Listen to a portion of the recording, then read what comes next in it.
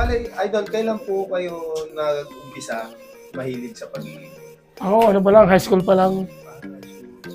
Bumibili na ako ng ibon. Ang binibili ko pala, yung malalaki ilong. Ayun, Homer. Yung mga Homer dati. Pagka lumilipad na mataas, tuwan-tuwa na ako noon. Hanggang sa abot pa ako sa arang, kaya pagbili. Yan. Hanggang sa nung sumasakay ako ng barko, bumili na rin ako na mga inilalaro sa Manila. Pero yung naglilipad yung kumpare ko.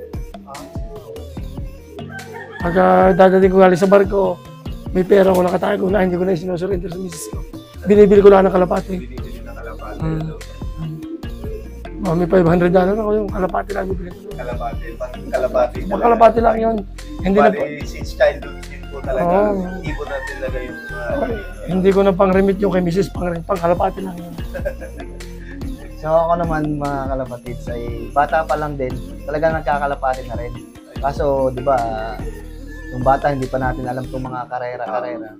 Tapos yung itong umidad na, nakapagbalita lang na meron nagkakarera ka ng kalapate. Hindi nag-umpisa rin ako magkalapate ulit nung panahon na kaya kong magkalapate. Tapos yun, doon na nag-start na mga pagkarera sa kalapate. Tapos maganda naging resulta naman. So bali mga idol, ilang taon na kayo nag-iibon sa ngayon sa pagkakarera? Ako, pandemic lang nagsimula nung Almost 5 years ano? Sabay-sabay kami.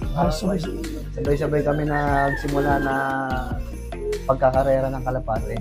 Tapos yung partnership yung tatlo, kailan yung nag-umpisa? Dahil lang din sa pagkakalapate. Nagsimula din nung nagkakilala lang kami dahil din sa kalapate. Sa kalapati din. Oo, nabuo yung aming samahan dahil lang sa pagkakalapate na, ayun nga, pag ikaw nagre-race na ng kalapate, makakakilala ka ng mga kaibigan. iba't ibang tao, iba't iba doon makikilala mo sila, magiging kaibigan. So kami, pinagtibay kami ng dahil lang sa pagkakalapate. Ayun. Bali halos naging magkakapatid na yung idol. Kaya ngayon, maganda yung nagiging namin kasi halos umiikot din kami sa mga iba't ibang loop, ibang puncher. Kumukuha kami ng mga idea. Tulad na lang ni Sir Joven. Nagpapasalamat kami kay Sir Joven Di Makulangan dahil nagbigay siya ng tips sa amin na halos nagamit talaga namin dito sa loob. Hindi lang sa loob ko, sa loob niya, sa loob din ng sa lahat ito. Tsaka nagpapasalamat ako kay Sir Louie. Isa rin siya yung nagtuturo sa akin. Kasi boss pa ako kay Rocky Rats. Kami, minsan pag kami problema sa ibon, sa kanila lang ako nagtatanong. Talagang makakakilala ka ng mga tunay na kaibigan sa pagkakalapate. Kasi marami pwede magsabi sa'yo ng ganito, ganyan. Nakadepende naman dun sa sarili din natin na kung paano natin mapapatunayan. Kaya nagpapasalamat kami dun sa mga nagtuturo sa amin. So, shout out po sa inyo lahat. Especially kay Victor Garingsara, pati po kay Christian Marsigan, Sir Paco, Boss Louie. Kay Louie Rojas, kay Boss Paco, at kay Jeff na rin. Ayun po yung talagang magaling sa amin sa pag-iibon. So bali idol, may bibigay po ba kayong tips para sa mga newbie na gusto din pasukin yung pagkakalapate? Sa pagsisimula, kailangan yung tamang linyada na kagad ang makakuha mo. Kasi mahirap pagka yung dampot na ng dampot. Based sa aking experience, kasi nung una kasi kami naman ito, kung saan kami nabili. Minsan hindi naman totoo minsan ang nakukuha mo. Mas maganda kumuha ka doon sa mga puncher na ibon na pumapalo. Yun ang pinaka-the best. Para mataas na yung percentage. Oo, Pero isa pa rin to sa tips ng mga newbie na kahit naman sa mga veterans na rin ang pagkakalapate, lahat naman pwede manalo. Lahat tayo pwede manalo, small, big time, malaki man ang kulungan, may chance kang manalo basta ikaw yung lumalaro na maayos sa ating mga club na nilalaroan. Basta ikaw lumalaro na maayos at nandiyan na yung mga kalapate, lahat naman ng kalapate may posibilidad manalo. Kailangan mo lang talagang pagtuunan ng oras, Sistema. o pag nandiyan ka na, may chance ka manalo. Kaya tuloy-tuloy lang, wag lang susuko. So, bali, Idol, may bibigay po ba kayong tips para sa breeding and racing para sa mga newbie? Para sa mga newbie, ito naman, gamit naman to ng lahat eh. Sa mga breeding pa lang. Ginagamit namin yung Victory. Yan. Victory, malaki may tutulong niya, lalo na sa breeding. Breeding pa lang. Kasi meron silang mga for calcium, or digestion, ganan, pampaganda ng katawan. Yun. Victory, talagang pinapaikot namin dito. Calci Plus. Calci Plus yan. Ano talaga, ano, ito? Victory products, ano? Mura na, tas affordable, ano, ito? Yes. Affordable. Tapos, napakabisa pa. So, bali sa racing tips, Idol, ano yung mga pwede nyo ibigay sa pagka nagkakarera kayo? Monday, ganyan, o yung paratingan, ano yung mga ginagawa nyo? Una kong ginagawa pag dumarating ang ibon, talaga inoobserbahan ko muna. Ba't hindi na po kayo muna nagbibigay ng Hindi mo muna ibibigyan ng gamot. Obserba mo muna kung ano ba ang kailangan niya. Tapos, ayun po, yung Monday, Tuesday, ano po yung mga binibigay niyo po sa kanya hanggang sa loading niyo? Sa araw naman ng Monday, ganyan, binibigay ko kay boss yung ano, kasi meron siyang binibigay doon na pang sistema sa araw ng Monday. So, may binibigay siyang magic. Magic po yun. Magic water. Ayun. Tubig lang po binibigay niya, pero ako nahihiwagaan din po kasi magic na po yun. Parang lumalakas ang ibig. Oo. Tapos, ano po kayo, Idol? Nagtotos po ba kayo? Nagme-medication din po ba kayo ng ibon? Pagka kinakarera nyo na? Ano lang, vitamins lang.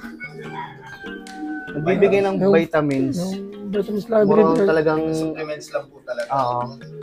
Kumbaga parang hindi kami nakakaranas ng ganun eh. Kasi sa magic water nga ni Sir, meron na siyang, yung benepisyo na talagang nawawala yung mga stress, yung mga kung posibilidad na dumating na sakit, nakagapan na agad. Oo. Kaya ang ginagawa na lang namin kasi ay pinapalakas na lang namin yung mga ibon. So, bali, ano po, nagmi-midtos kayo? Midtos? Bira. Bihira kami mag-midtos eh. Bihira na. So, bali, long fly, gano'n. Hollow fly. Sa truck na namin talaga siya kinakarga. Kasi dumating naman ako dito, siya naman po yung nagano na naglilipad ng una ng ibon. So, dumating naman ako, derby na. Kumbaga, nagtulong na lang kami tatlo na ilipad yung ibon. Nag-over na po. Sinuwerte ba? Sinuwerte, ano, Idol? Idol, huling katanungan, kayo po ba ay nag-out ng mga ibon dito? Kung sakaling may magtanong na mga fellow fanciers po natin. Sa ngayon, hindi pa ako nag-out eh. Pero depende rin siguro. Kasi minsan, kung merong nakikiusap, naman mga newbie, hindi minsan pinagbibigyan naman.